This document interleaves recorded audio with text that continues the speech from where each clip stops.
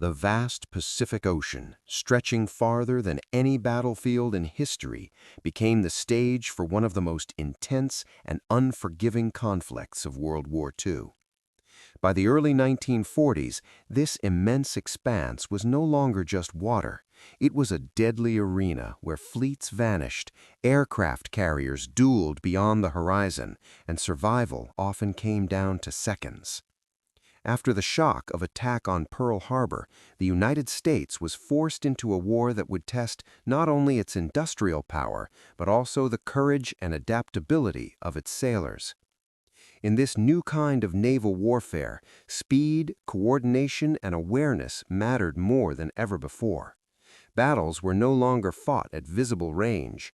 Instead, ships hunted each other across hundreds of miles, guided by radar, intelligence, and instinct.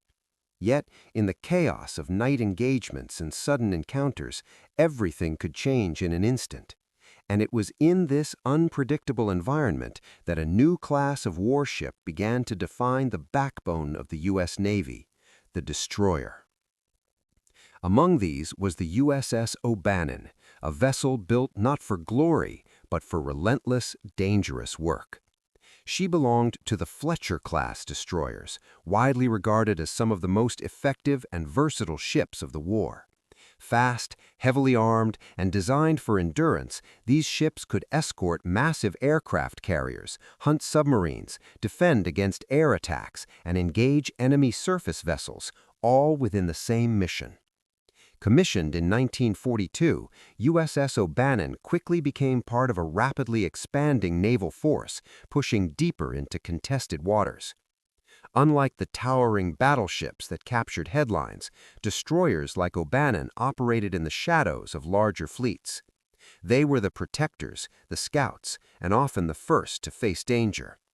When enemy submarines lurked beneath the waves or aircraft appeared suddenly overhead, it was the destroyers that reacted first. Life aboard such a ship was intense and unrelenting. The crew, often numbering over 300 men, lived in tight quarters where privacy was almost non-existent.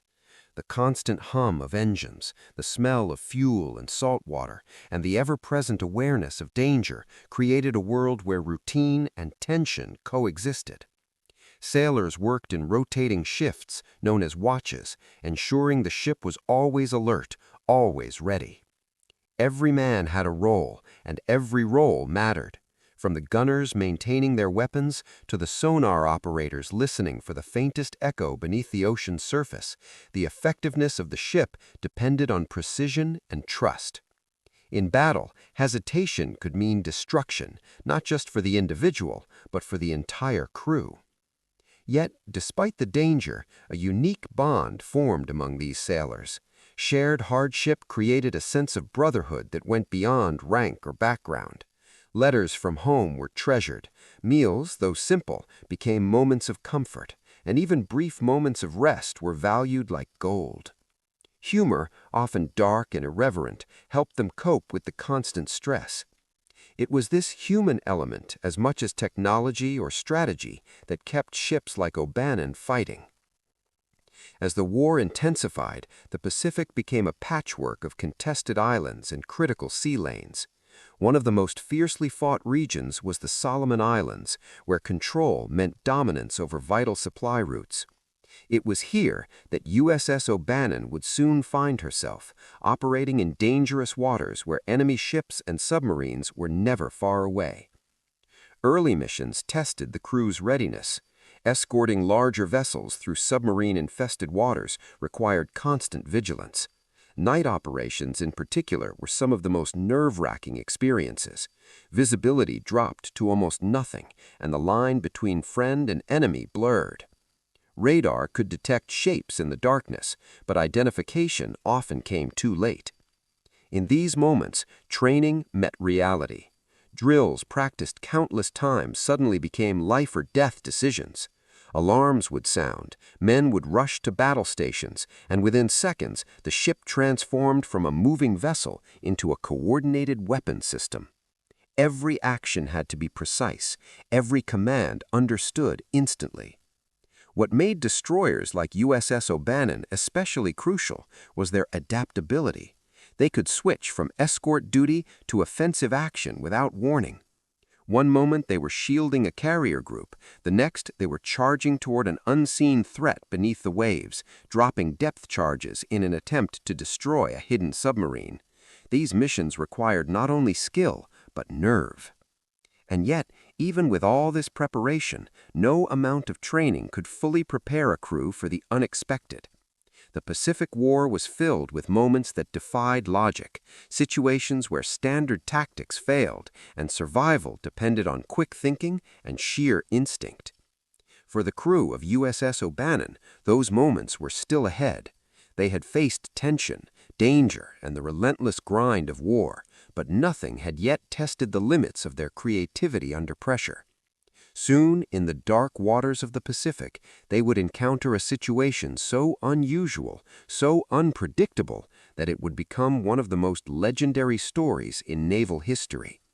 At this point, they were just another destroyer, another crew among thousands moving steadily through a war that showed no signs of slowing down. But history has a way of choosing its moments and its stories when they are least expected. By the time USS O'Bannon entered the waters surrounding the Solomon Islands, the Pacific War had already transformed into a brutal struggle for control over scattered islands that held enormous strategic value. What looked like isolated dots on a map were, in reality, keys to dominance, airfields, supply routes, and forward positions that could determine the outcome of entire campaigns. Following the momentum of the Battle of Guadalcanal, Allied forces began pushing deeper into Japanese-controlled territory. But progress came at a cost. The seas around the Solomons became some of the most dangerous waters on Earth, where naval engagements erupted suddenly, often under the cover of darkness. Sailors would later call it Iron Bottom Sound, a grim name earned from the countless ships resting on the ocean floor below. For destroyers like O'Bannon, this was where their true test began. Their missions were relentless, escorting transports, screening larger warships, and conducting aggressive patrols in contested zones. There was no clear front line. Danger could come from anywhere. Enemy aircraft diving out of the clouds, torpedoes slicing silently through the water, or submarines lurking just beneath the surface. The Japanese Navy, highly skilled in night combat, frequently launched surprise operations using fast destroyers and submarines. These nighttime runs, often referred to as Tokyo Express missions, aimed to reinforce troops and disrupt Allied movements. For American crews, this meant long, tense nights scanning the horizon, knowing that an enemy force could appear at any moment, often without warning. On board USS O'Bannon, routines adapted to this constant threat. Sleep came in short, fragmented intervals. Weapons were kept ready at all times. Radar operators stared at flickering screens, searching for the faintest indication of movement. Lookouts strained their eyes into the darkness, knowing that a single missed detail could spell disaster. The psychological pressure was immense. Unlike battles fought in daylight, night engagements created confusion and uncertainty. Ships could pass within striking distance before being identified. Friend and foe blurred together in shadows, and decisions had to be made instantly, often with incomplete information. In such conditions, hesitation was not an option. Despite this, O'Bannon's crew grew more confident with each mission. Experience sharpened their instincts. They learned how to interpret radar signals more effectively, how to respond faster to alarms, and how to trust one another in the chaos of potential combat. Every successful escort, every uneventful patrol was a small victory, but also a reminder that the next encounter might not be so forgiving. Submarines in particular posed a constant and invisible threat. Japanese subs prowled the area, targeting supply lines and warships alike. Unlike surface vessels, they struck without warning.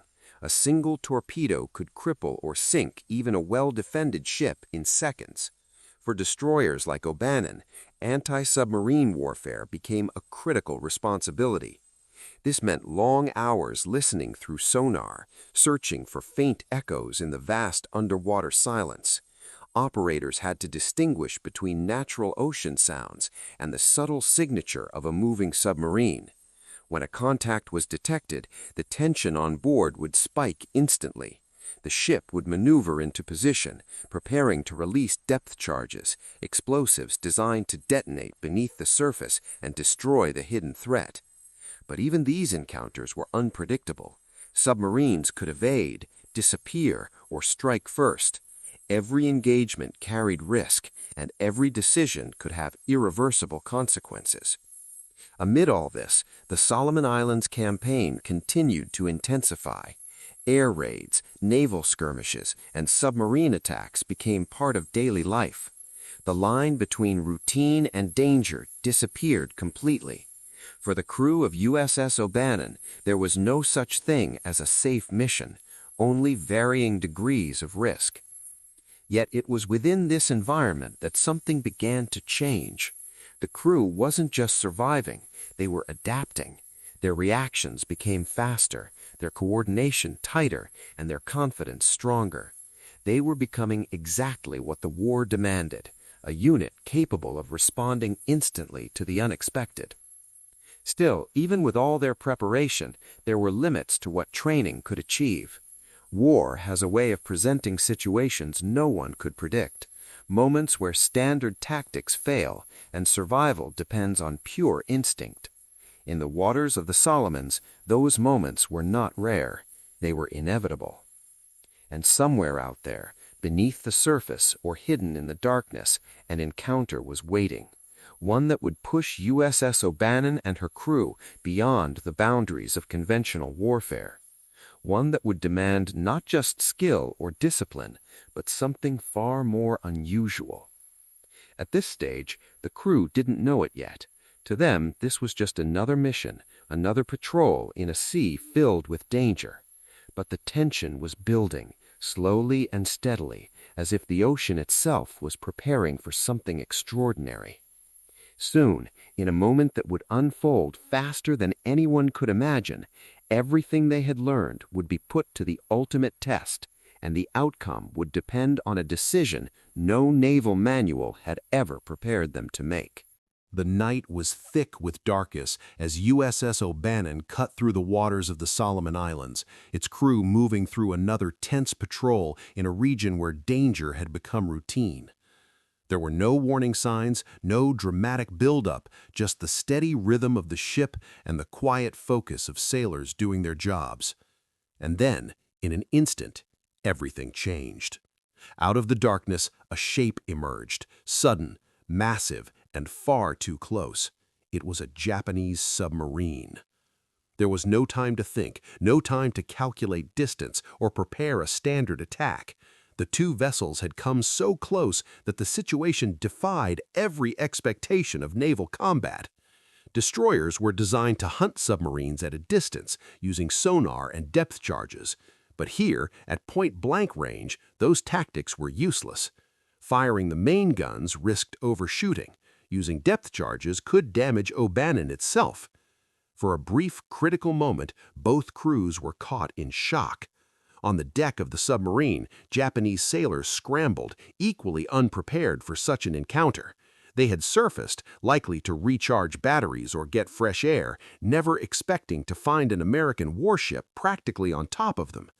The proximity was so extreme that neither side could immediately bring their weapons to bear effectively. Time seemed to compress.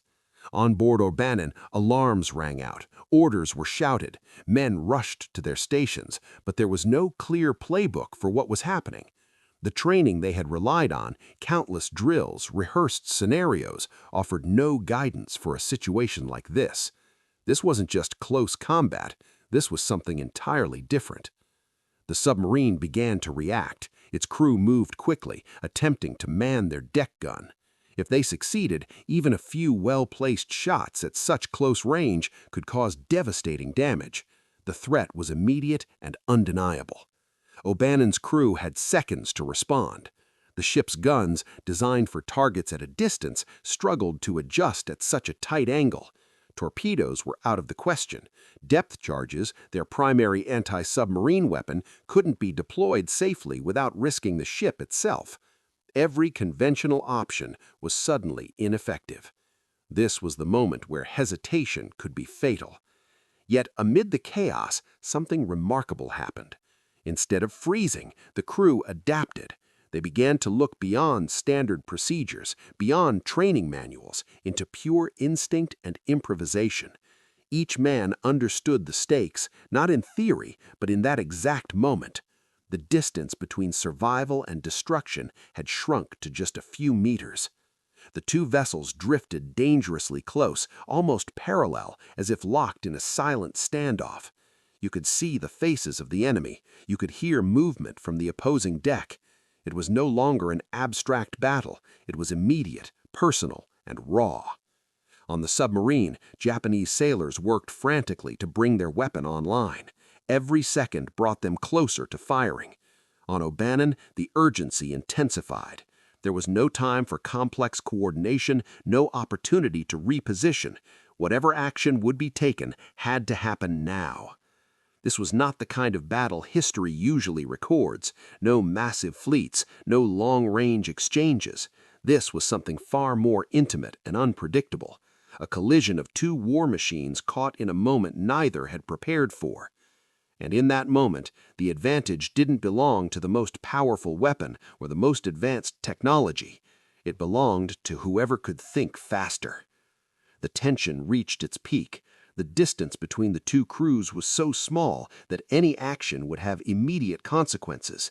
The slightest delay could allow the submarine to fire. The slightest mistake could cost dozens of lives. Then, as the submarine crew pushed closer to operating their deck gun, the men aboard O'Bannon made a decision, one that no naval doctrine had ever suggested, one that no commander had ever trained for. It was unexpected, unconventional, almost unbelievable, but it was exactly what the moment demanded.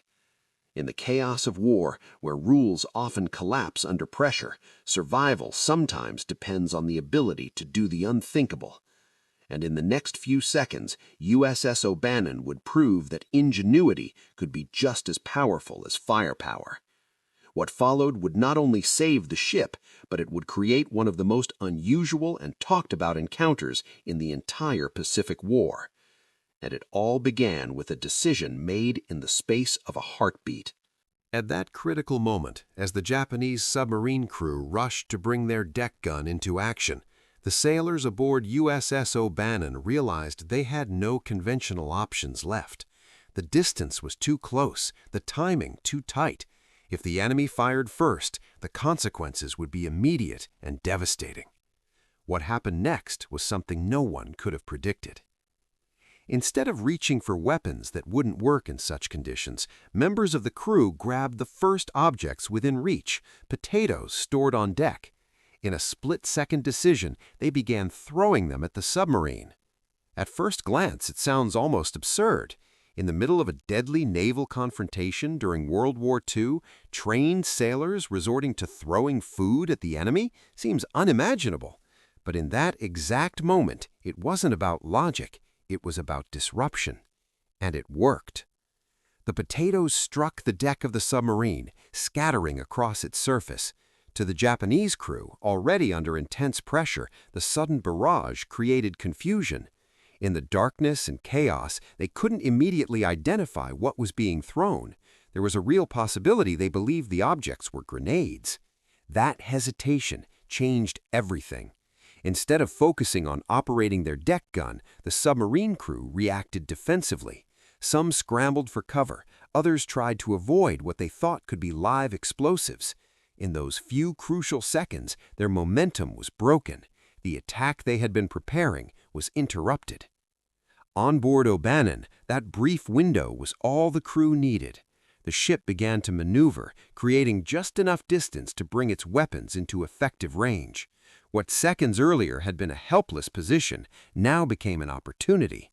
Orders were shouted with renewed clarity. The crew moved with precision, transitioning from improvisation back to coordinated action. Depth charges were prepared. As the submarine attempted to recover and dive, O'Bannon pressed the advantage. The destroyer moved into position and released its depth charges into the water. Moments later, the explosions erupted beneath the surface, sending powerful shock waves through the ocean. The encounter that had begun in confusion and desperation ended with decisive force. The submarine, unable to fully recover from the disruption and subsequent attack, was critically damaged and ultimately destroyed.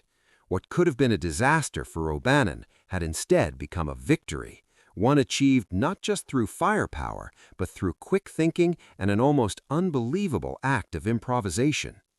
In the aftermath, the reality of what had just occurred began to sink in. The crew, still processing the intensity of the encounter, understood how close they had come to disaster. The line between survival and destruction had been razor thin. And yet, it was that unconventional decision, the choice to act immediately, creatively, and without hesitation, that had tipped the balance.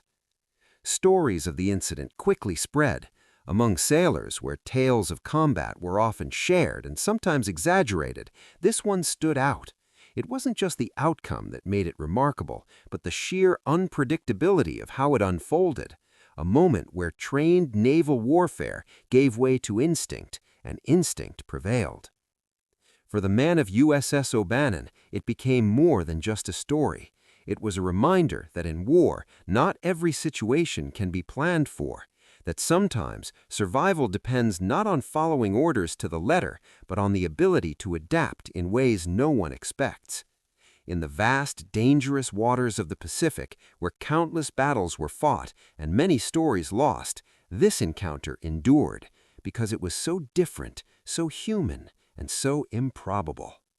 And as the ship continued its missions, moving once again through contested seas, the legend of what had happened that night began to take shape, growing with every retelling, becoming one of the most unusual episodes in naval history.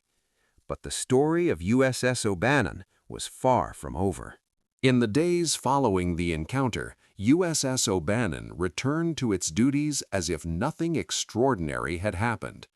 The Pacific War showed no signs of slowing, and there was little time to reflect. New missions awaited, new dangers emerged, and the crew once again settled into the relentless rhythm of life at sea. Yet among the sailors, something had changed. Word of the Gatana spread quickly. At first, it moved quietly, from ship to ship, from crew to crew, shared in conversations during brief moments of rest. Then it grew. The story of a destroyer confronting a submarine at point-blank range was already unusual, but the detail that captured everyone's attention was almost unbelievable. Potatoes, thrown in desperation, had helped turn the tide of battle. In a war defined by advanced weapons, strategy, and industrial power, this moment stood in sharp contrast. It was simple, human, completely unexpected. Some questioned it, others embellished it, but regardless of how it was told, the core of the story remained the same: a crew faced with the impossible, making a split-second decision that defied convention and ultimately saved their ship. As the story circulated through the fleet, it became part of a larger narrative about adaptability in World War II. Sailors understood better than anyone that no plan survived contact with reality unchanged. Equipment could fail, conditions could shift in seconds, and sometimes survival depended not on following procedures, but on thinking beyond them. USS O'Bannon continued to serve with distinction throughout the war. It took part in multiple operations across the Pacific, supporting Allied advances and facing the same dangers that had defined her early missions: air attacks, surface engagements, and the constant threat beneath the waves.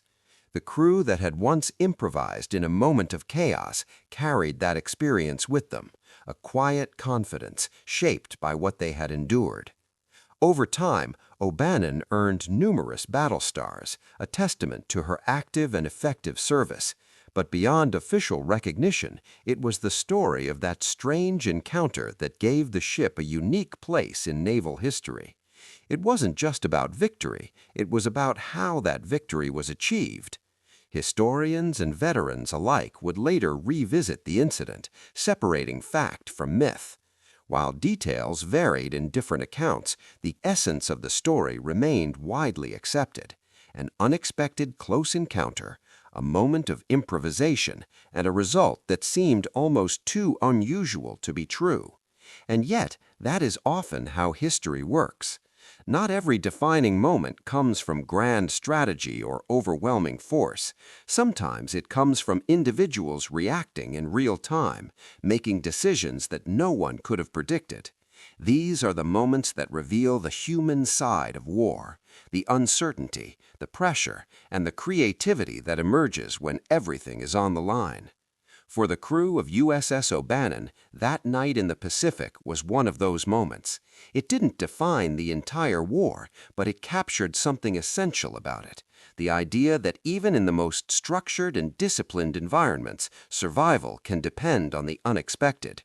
As the years passed and the war came to an end, the story lived on. It was told in books, documentaries, and conversations among those who valued the strange and remarkable episodes of history. It became a reminder that even in one of the most destructive conflicts the world has ever seen, there were moments of ingenuity that stood out against the darkness. Today, the legacy of USS O'Bannon endures not only through records and honors, but through that single, unforgettable encounter. A moment where quick thinking overcame immediate danger, where ordinary sailors did something extraordinary, and where, in the vast and violent expanse of the Pacific, a handful of potatoes became part of one of the most legendary stories ever told at sea.